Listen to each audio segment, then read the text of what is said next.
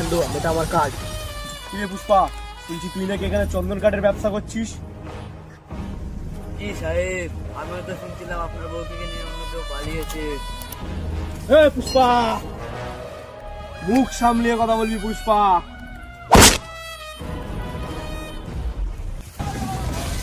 জি সাহেব, এ যা বলবে তার কথাই বিশ্বাস করে নেবেন না।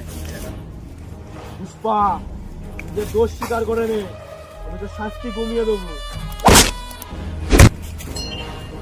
কিস ঝুঁকেগা নেই সাহেব। প্লিজ আমাকে ক্ষমা করে দাও, প্লিজ প্লিজ আমাকে ক্ষমা করে দাও, প্লিজ।